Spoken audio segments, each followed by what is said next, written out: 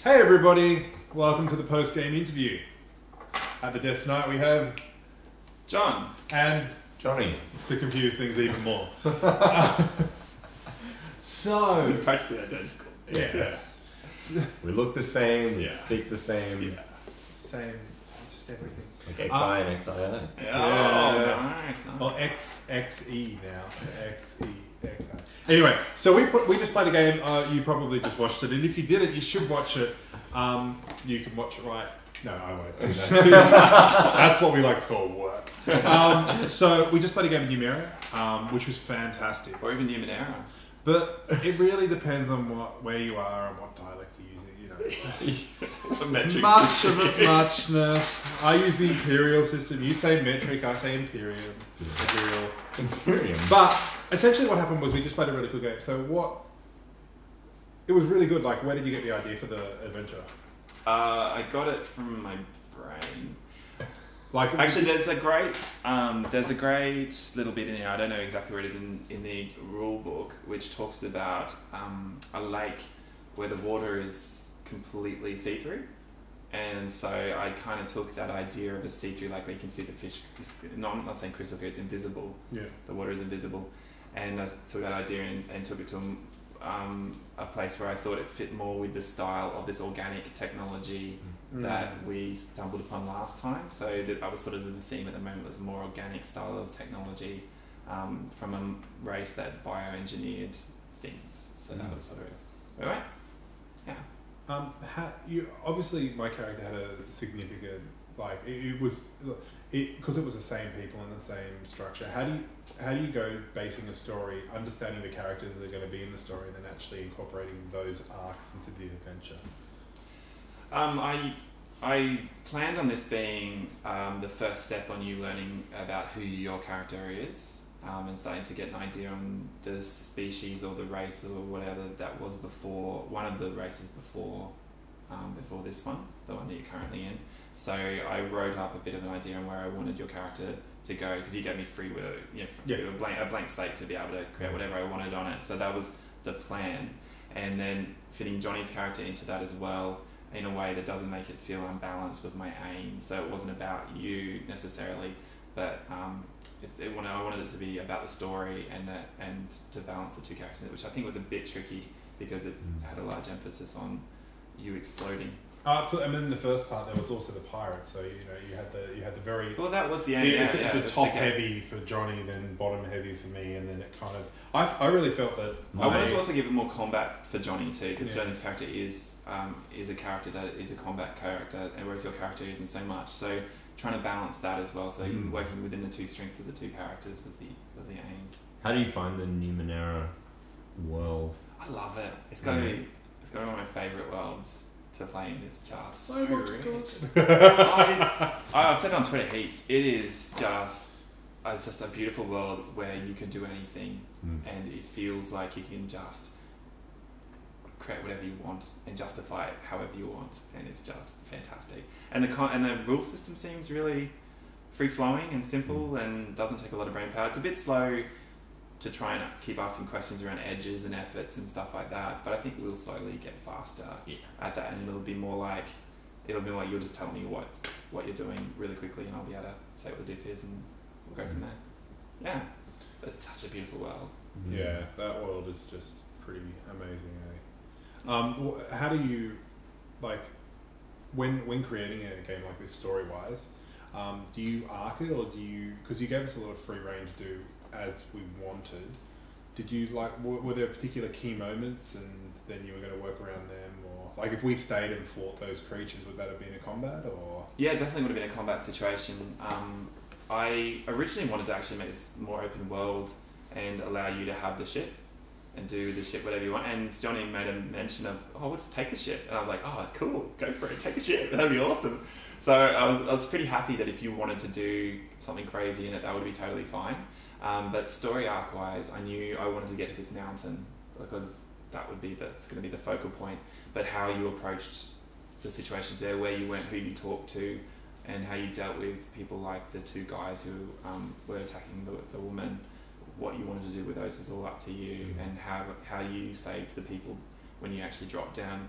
I made it a big situation that was difficult and with not a lot of resources. So how you approach it was really, you had to think on your feet and how you were going to do something. It took us a while to come up with something too. Yeah. And then maybe I should have given you a little bit more to play with in that. But also... Then again, you roll a 1 when you have a guy with fire like you. What are you going to do?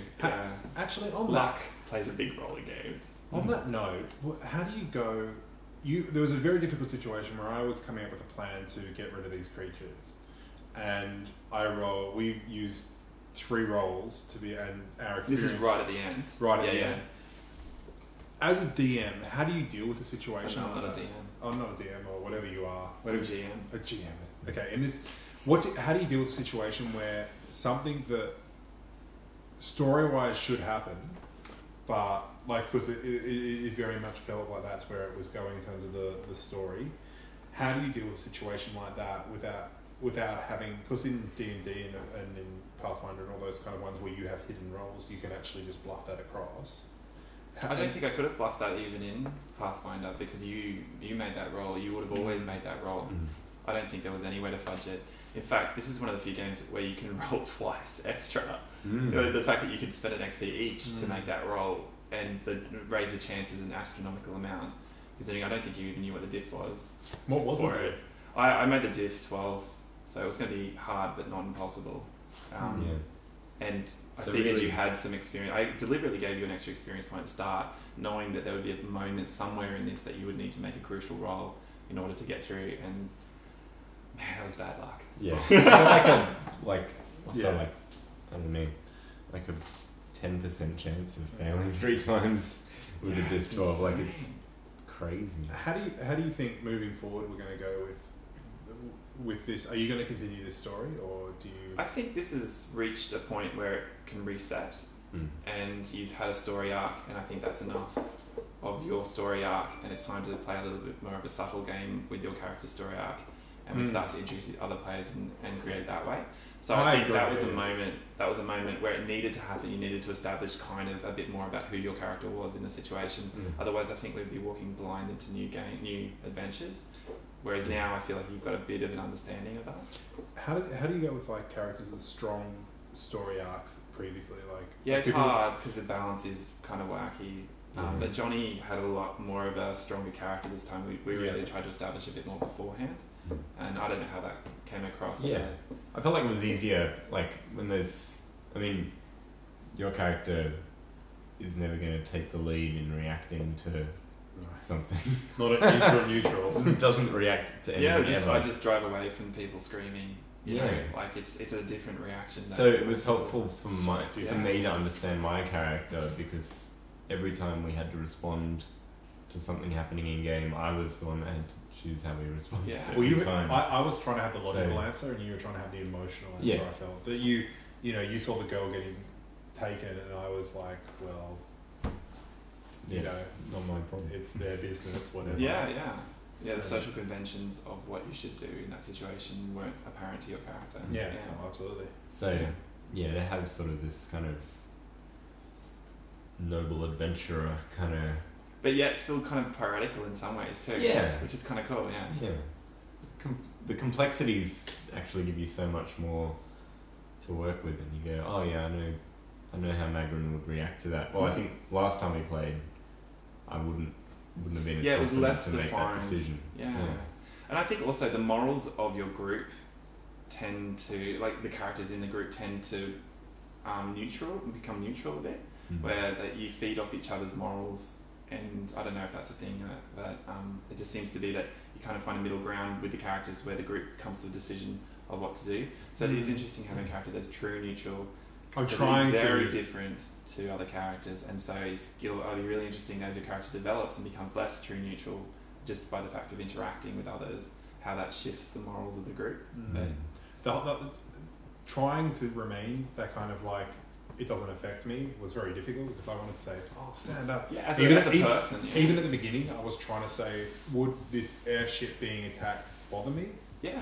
And I thought, it'd be more fun than anything else. Like it dulls the boredom. So But the trick is really to find the things that your character is interested in and be able to play that. Otherwise, everything is boring. Yeah. And that doesn't work probably for you as a player, finding something interesting in that character. And it doesn't help the group either. Yeah, or the story or anything. Yeah. I think the thing with Numenera is it is a world-building game. Like, it is all about slowly crafting a game to make it yours. And I think I'm looking forward to others in Dicestormers GMing it, because then we start to really do a shared building, a world-building experience, and that's... If only we all had the books. Yeah. We kind of all do in some way.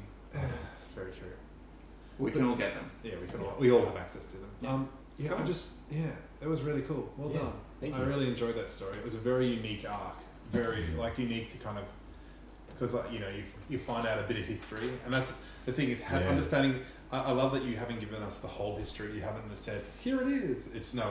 You've given a perspective on history. In one location. And in one group within a...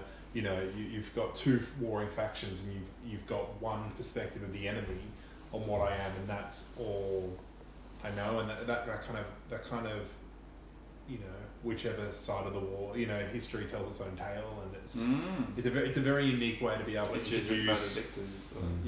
And now my character won't remember that, because I don't know if my character will or not remember that battle, but Johnny does, so it's kind of this. And it's on camera too. Yeah. So Alrighty. Awesome. Thanks, guys. It was great. See you next time. See you guys. Please like, subscribe, and comment if you enjoyed our videos. And we'll see you next time. Can you just comment if you made it this far? I'd love to just see how many comments we can get on this one video at the very, very end. I want to see which of you guys really just stuck it out through all the crap we threw out at you, through all the bad storylines and terrible dice rolls. I just want to see how far people made it. So comment just to feed my sense of security. See if people make it. Alright, see you guys.